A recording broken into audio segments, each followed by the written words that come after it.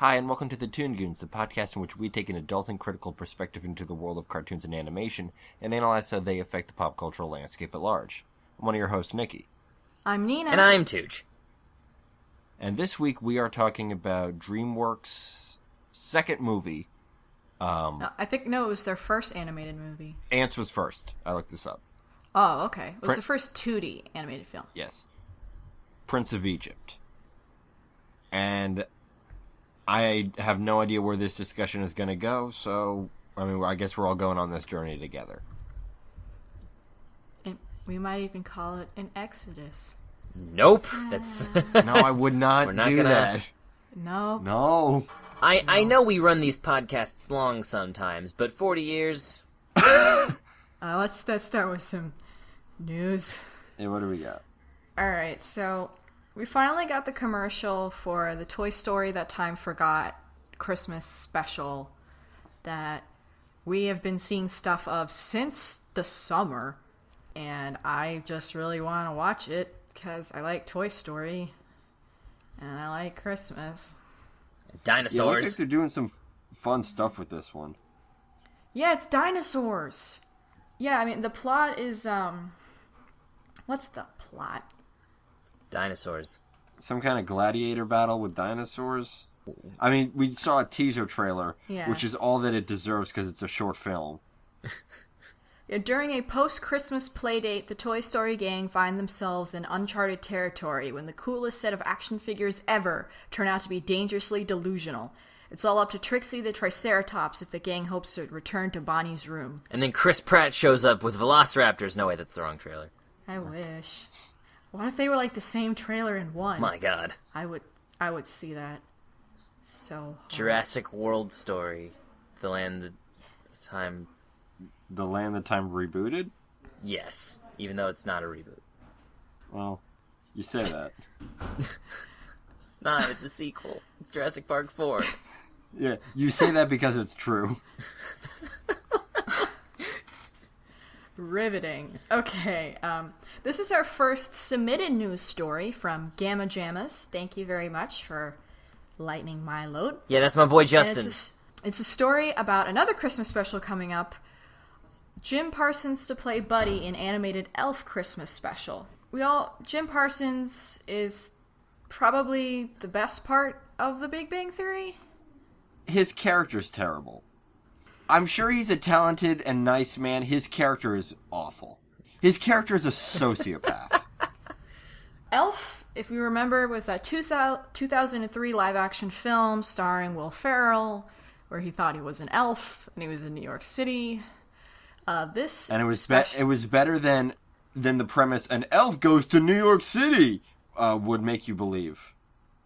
It was an alright movie. I never actually watched it, but I was a little annoyed that by the time it had only been around for a few years, everybody my age had just decided it was a timeless classic, and I'm like, guys, this movie just came out. Anyway, they're making a special called Elf Buddy's Musical Christmas. It's going to be an hour-long stop-motion special on NBC that's going to air December 16th. The special is an all-new retelling of Buddy's delightfully absurd yet heartwarming story and blends the look and feel of the stop-motion animated Christmas specials of the past with the sharp sensibility of the modern-day classic holiday film. Santa narrates the story of Buddy's travels to New York City to meet the father he never knew he had. Voice cast also includes Mark Hamill, Ed Asner, Fred Armisen, Jay Leno, Matt Lauer, Gilbert Gottfried, Kate McCucci, Rachel McFarlane, Max Charles, and Steve Higgins. When I read the article, I missed the whole musical aspect, which I was going to ask, what could this movie do that isn't just a straight adaptation? And I guess that's something. Did that article say modern holiday classic? Do they know that that's two of those words are opposites? Yeah, see, that's what I'm talking about. Everybody just decided that it was a classic. I'm sure the film's fine, but can we give it a little more time? That's what the network said. So of course they're going to say. No, that. I'm telling you, everybody thinks it. Everybody thinks Elf is a classic. Can we allow it to become one instead of deciding that? I guess. I think there's going to be some funny voices at least. Oh yeah, no. Yeah. Yeah. Gilbert Gottfried is definitely going to get his own song. Oh my god. Alright, now I'm on board. Not, though. And Ed Asner was Santa, and he's going to narrate the whole thing, so that's fun. I read that and I'm like, isn't Ed Asner dead? And like, no, Nikki, you idiot, you confused him and Ernest Borgnine. Yeah, I actually saw the preview for it while I was watching the Macy's Day Parade with my family, with my parents. Parade of lies. And Nikki wasn't there because he didn't want to be. Yeah. I was at work. Yeah, even if you weren't at work, you would have, like... No, it sucks. Yeah. But this actually looks like it'd be fun, and even if it's kind of, cash cowy, these are some fun people who make fun voices and make me smile, so that'll at least be something. Plus, stop motion's always great. Yeah, that's true. It's gonna be cute. Let's skip to more winter magic, I guess. Idina Menzel recently leaked to The Guardian that a sequel film for Frozen is, quote, in the works. That's probably not very unexpected given the success of Frozen. Given that it is literally the highest grossing animated movie of all time. I mean, like, if the only thing about it is that it's in the works, is that really news? I'm pretty sure it's been in the works since the first one made bank. Like, a minute afterwards, somebody just, like, hit a big sequel button on their desk and alarms started going off and people in mouse ears started running around. Well, Menzel said that she really wants to be in the sequel film. Because I bet she's kind of pissed she's not in the musical, because it's like, that's my bit! That's the thing I am! She is not in the musical stage version, which is weird. Bullshit. Maybe because she kind of choked a little at the Oscars. That wasn't her fault. Yeah, no, I'm not saying it was Travolta's fault. He ruined everything. Alright, moving on. There is going to be a animated iteration of Danger Mouse coming to CBBC in the UK. Yeah, wasn't Danger Mouse always animated? Yeah, Danger Mouse was an old cartoon back in, like, a new animated iteration. Okay. Yeah. I was just making sure that, like, if it turned out that Danger Mouse was, like, some kind of puppet thing, I was gonna lose my mind. I wish it was. It's going to feature the vocal talents of Stephen Fry and Richard Osman. Fry is going to voice an elderly chinchilla and an unflappable anchor of the British Secret Service. Yeah, he's like the boss man. He's Danger Mouse's boss. He sends him on all his dangerous missions. Joining the cast are Ed Gauhin, who will be voicing the amphibious villain Baron Greenback, and Kayvan Novak, who will bring to life a variety of different characters across the series.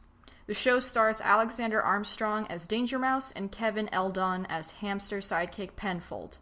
Let me just say something about British animation throughout the years. I've dabbled through my research. Most nostalgically remembered, like, 70s, 80s British home-produced animation. Ridiculous.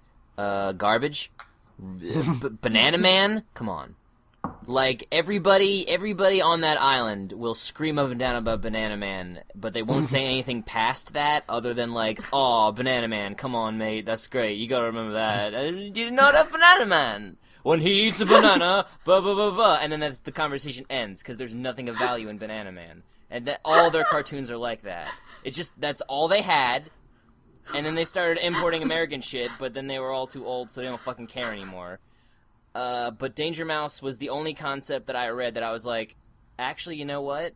That could work. That's a neat concept. I like the design. Nothing about it is laughable garbage to me. Go for it. And I said, and I've always said, that's why when you linked this before we started, I was like, what? Danger Mouse? No way! Because I've always said that if they remade this, it could do well. So I'm really hopeful that they're not gonna shit the bed. Yeah, I'm excited to learn about this Danger Mouse. It's just like a goofy spy show. It's like the British version of Super Secret Squirrel, basically. Okay. And which I enjoyed, especially the Two Stupid Dogs remake shorts. Those were really great. Those could have carried their own 22-minute series. Moving on. Also, Richard Osman is going to play the jellyfish genius, Professor Strotium Jellyfishwitz. Pretty sure that's an original character, because I looked up reference pictures, nothing. So I don't think he was from the old show. Okay, well, look forward to that. Could have named him better. Yep. And the last story we have is sort of a large article that a Hollywood Reporter did entitled Animation Roundtable, 6 Top Filmmakers on Frozen Lessons and Why Sequels Are Killing the Industry, kind of sensationalist topic. It's really more like a, just sort of like a table meeting of like the top animation people working right now, just sort of talking about the industry and everything and anything. Yeah, like it's the top like film animators. Yeah. We got Tom Moore, director of Song of the Sea, Travis Knight, CEO of Laika, Jorge Gutierrez, director of Book of Life, Dan Lin, producer of the Lego Movie, Bonnie Arnold, who did How to Train Your Dragon 2, Don Hall, director of Big Hero 6. All just sort of sitting, talking about the industry and how they're like, why can't we play at the big boys table? Why is animation still not a thing? Why? Also, having some fun trivia about like their individual films and the process and like what they think about Frozen and all this other stuff. Super great stuff. Yeah, it was really great. I linked the entire article on the Tumblr page. I really recommend reading it. It was very fascinating. If we ever cover any of these movies that these guys are talking about, I'm definitely going to pull from this article because there's a lot of really neat things going on here. Especially with Gutierrez and his commentary about his film, which I found really enriching. So. Yeah, that was a really nice story he had. But also, one of my favorite things was Lynn. I think it was Lynn talking about going from directing live action to directing animation, and how different and ridiculously like different it was. Because like I've heard that before. I believe the director of Rango, that was his first animated film, and he was like, I thought it was gonna be a fucking cakewalk, but this shit is hard. Like, basically, I'm paraphrasing. I wish I wasn't. But yeah, so that always refreshes me when people actually get to actually freaking see how much work goes into this shit, and it's not just like we just don't. Oh, you just draw your silly pictures.